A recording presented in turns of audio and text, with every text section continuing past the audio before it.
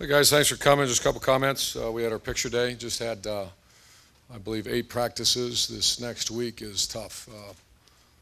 We got 9 practices in 6 days. So the 2013 Ohio State Buckeyes will be determined by this week coming up. We move over to Ackerman Fields, and there's a lot of reasons why we do it, but the most importantly is you have to feel bad before you feel good and appreciate what you got. So that's kind of one of the reasons why we do it.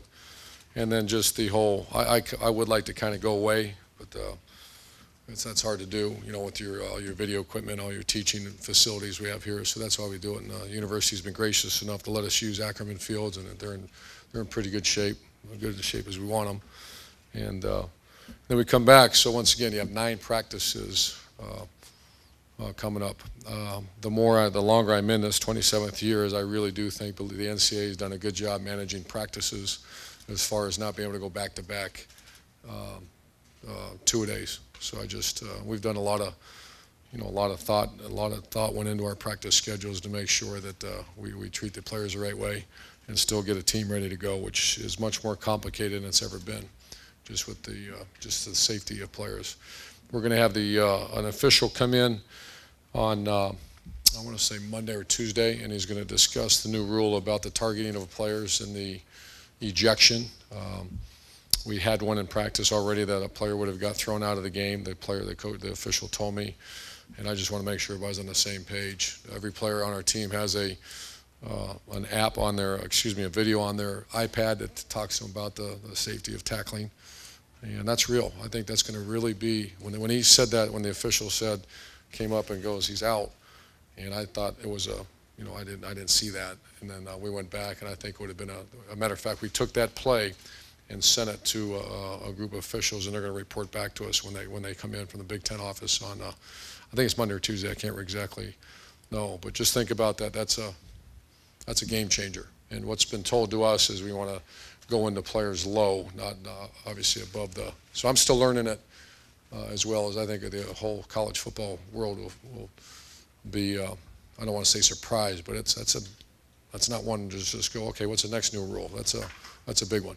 And so a lot of teaching, a lot of conversations going on. You start getting your players thrown out of a game for playing a game of football.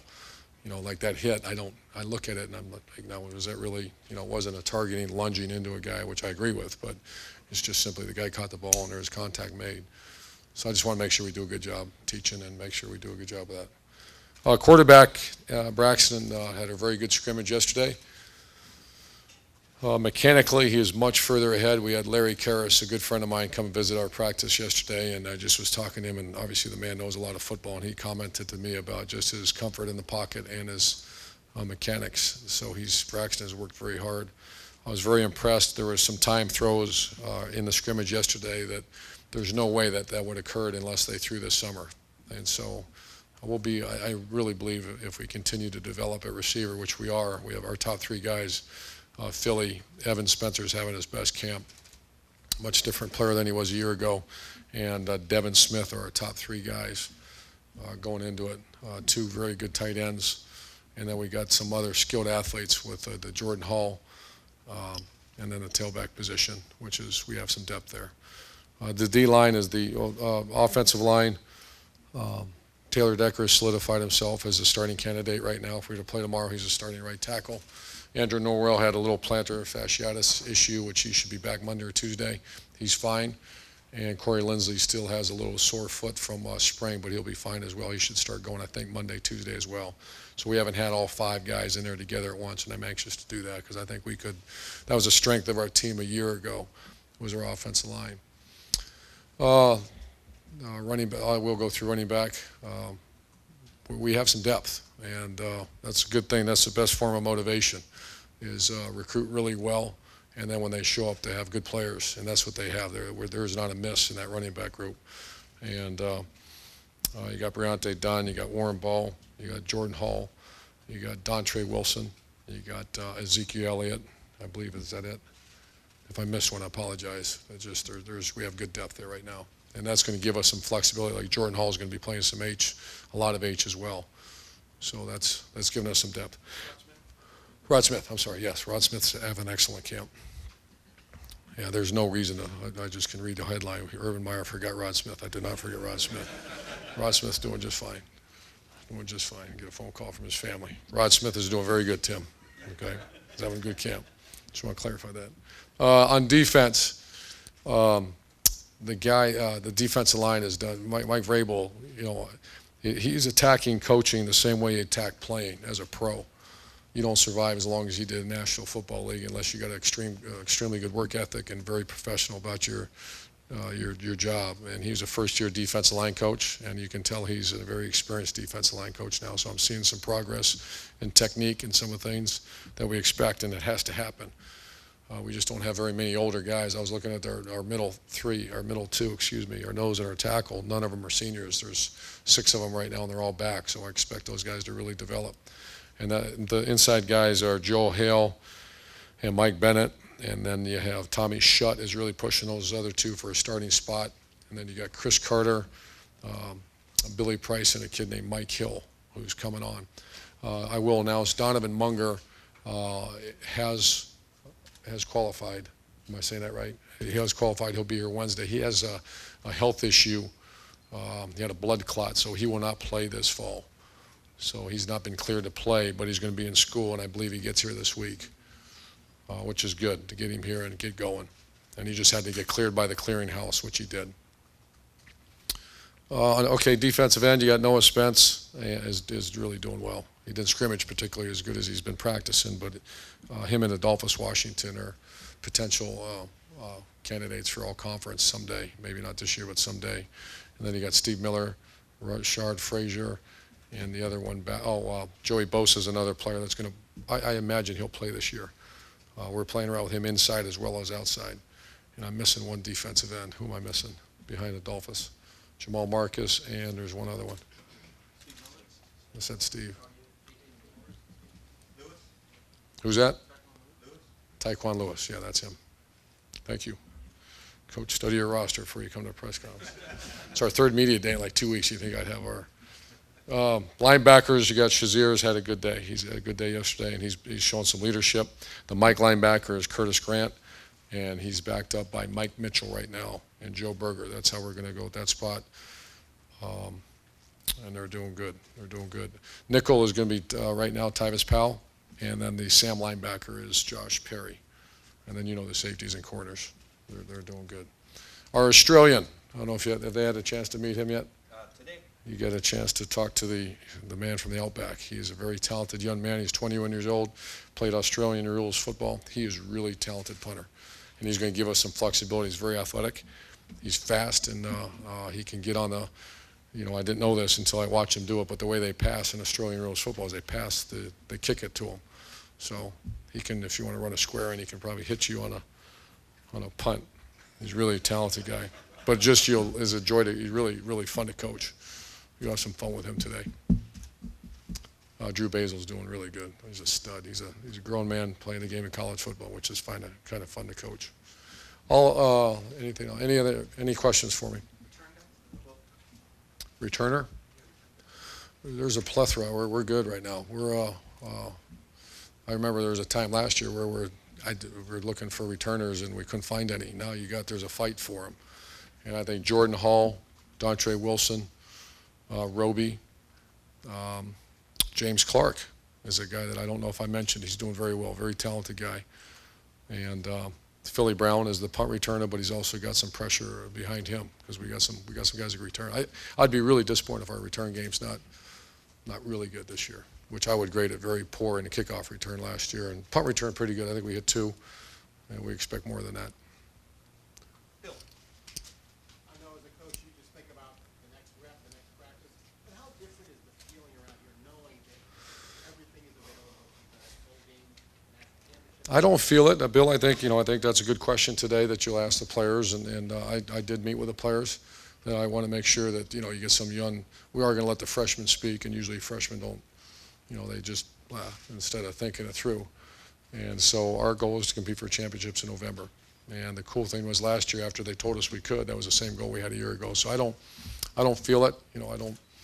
I imagine it's when it's away from us, they hear chatter, but it's to compete for a championship in November. So I really don't feel a different pulse. I think that's a credit to last year's group too. They just went about their business, and it was kind of refreshing to do that, be around that. Urban, you referenced Jordan playing a lot at H. Without him a year ago, or maybe some other guys with that game-breaking speed that you look for, did that position, as you envision it, really exist last year? No, we put Philly, and Philly's a good player. Philly is a receiver, though, and he's playing receiver now. H is more that hybrid guy. The guy can do some things, and Jordan Hall's our best candidate to do that right now, because you have to be able to have the ability to catch the ball and do some of those things, and the quickness and a little bit of gamesmanship. And that's one of the things about Jordan Hall. He's a very smart player, so he gives us that spot. How much of the offense maybe was missing then? Yeah, it was all. I mean, that whole part of the offense didn't exist, which is tough. If you evaluate last year's offense, we were a pro offense. There was not a lot of read components. Does that make sense? The whole equate numbers equation where there's one extra guy in the box, you read one where there's second level, first level, which is kind of the essence of what spread football is, really didn't exist for us. Now, we did run some single wing, which means we direct snap the quarterback, and one of our best plays was the quarterback counter because he was our best player, and you had to use him. So you'll see a different style of offense this year if we stay healthy in these next 9 practices.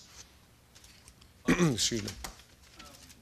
Urban, Braxton's obviously a front runner for the Heisman, and you talked a lot about his development as a player. I'm just curious, a lot of pressure for a young guy. Can you talk about his development as a person since you've been here, and Yeah. is he prepared for that? I got to be careful because I just glow. I love Braxton Miller. Him and Tom Herman got something really special going right now. You can see it on the field. You can see his maturity, like Bob mentioned. I'm just anxious when you guys get a chance to visit with him. He just seems to be. I've heard that from some people. He's a different guy. He's never been a bad guy. He's always been a great guy. But he's got a little confidence to him. That whole Gruden football camp, where I think we ought to teach till we actually use that this summer with him, to see the RG3, Andrew Luck's, and some of those guys, the way they handle every person ever wants a quarterback. I call it the most unique position in sport, where you can't be you're allowed to be a little introverted, but you have to be able to lead. And he's doing I don't want to give him an A yet, but he's pushing A work as far as I saw it yesterday, because the offense really struggled early in the scrimmage, and he just kind of started managing it. It wasn't always the coach managing it, so he's really grown in that respect. And if he does, Bob, I'm just saying this, if he does, I mean that's a special player. Urban, a year ago you were coming to a place you hadn't been in 25 years, new team, new league that you didn't know very well as you had been the head coach. This year, how do your expectations change? What do you look for now? I've always, this might be hard to imagine, but we really are one game at a time. I've always been a one game at a time coach, because I've been on staffs where all of a sudden you're looking at something other than the next game, and you wake up in the morning with a loss. And that, I don't want to say that horrifies me, but that motivates me. That's my mindset, and a lot of times the team's mindset is that of the head coach, and that's I really don't feel that much different than we did last year. I mean, I'm not worrying about the third game, the fifth game. Obviously, there's one game really important on our schedule, but that's in November. So that's one that does occupy some thought. But we are really focused on getting to August 31st, and that's no different than it was a year ago. What we do on today, we have something called a Buckeye Experience, where we'll have some former players come in and talk about the great traditions of Ohio State. The Buckeye Leaves, the senior tackle, Buckeye Grove, the Victory Bell, all the fight song. The band director is going to come in tonight, and those are. I think that's a little different, because it's been so long since I've been back here. But that now, it's not. It's a special place, and I want our players to own it, not rent it. I want them to own it, take share. Stock in Ohio State, not be a one and done type player, because that's not how you win games. Front row right, Tim? A couple of quickies. Number one, is Najee Murray still a part of this team? There was a report out yesterday that possibly he had moved on. He's suspended right now, just a training camp issue. Number two, lots been made early about Dontre Wilson. Do you now project him as playing? What do you see about him that you like, and just touch on how important maybe the next 9 days are for him? Really important. He's a running back. Someone was asking me, is he playing wide receiver? No, he's a running back. Now, he also has a unique skill set where he's extremely dynamic and fast, which we all know what that means in the game of football, and especially in an offense where you try to create space. So he has certainly had his black stripe removed last night. I think him and Mike Mitchell did, right? Mike Mitchell had it taken off, and Ezekiel Elliott was right there, but he laid one on the ground. Or so we've done a good. Last year's class was good. Does Dontre bring something that you didn't have last year? Oh my gosh, like yeah. we talked about a while ago about the perfect. Yeah, here's the way we evaluate offense. Get the player to the second level, and then recruit your tail off. And then the second level, then you see that crazy stuff that God bless these incredible athletes with, and that's called big hits. We were not a big hit team last year. We got to the second level, and a lot of times the second level made the tackle, and which is good. I mean, I think we led the Big Ten in scoring, but it's not to our standard. That's not what we're expecting. Couple more, because players and assistants are coming. Front row, Kenny. Urban, how do you as the head coach manage the expectations for this team? Preseason number 2, coming off the 12-0 season. These are 18, 19, 20-year-old kids. They're hearing this. How do you make sure they don't get too full of themselves and read the headlines too much to keep them on an even keel? Well, you look at the history. Someone said back in what was it? I was here in '87, started the season. We're preseason number 2 in America after a big win in a Cotton Bowl. And it was a good taste around those big. This part wasn't existing, but I was here. And obviously, our staff got let go, and it wasn't a very positive year. There were some teams last year that had very high expectations, and it didn't make it. And it's not because of bad coaches. It's not because of bad players. It's because of distraction. And you just try to create a culture, and you're nonstop. As much conversation as we spend about X's and O's, I spend a lot of time talking about that. And we don't let just like today's or tomorrow's going to be another practice number 9. It's not just another practice. We're not just letting another day go by. Don't let number 9 go without getting better and staying focused on what your job is. So it's just nonstop because, our clientele is 18 to 21-year-olds. And if you kind of recall, they kind of get distracted. We're just going to make sure we stay focused. That is a great question, and that's the essence of this season, is if we can stay. And when I say create the culture, that culture is driven by leaders. Last year's culture was driven by leaders. Well, the head coach didn't do anything. The leaders of that team really did a good job. I'm seeing some very good leadership, like we talked about number 5, and number 10, Shazier, Christian Bryant, C.J. Barnett, and then the offensive line. So I'm starting to feel it, but I could talk about that all day because in November that's going to find out. How's your season going, Coach? Well, if our leadership's good and there's no distractions, I think we'll be all right. If we have distractions, we'll be an average team. Middle left, Bill. Urban, could you talk, first of all, is Wilson considered in consideration for that H-back spot at all? Also, just the speed component. Yeah, I'm not sure his skill set is perfect for the H as far as receiver, I mean, it could be. It could be. We're faster. We're a faster team. I mean, you'll see. I hope you see that in 3 weeks. We're a faster team. We're, because you try to stretch. We did not. If in theory, what is a spread offense? It has a read component, and you force the defense to defend 53 1/3 yards. The Ohio State Buckeyes did not do that a year ago. Didn't have to defend it.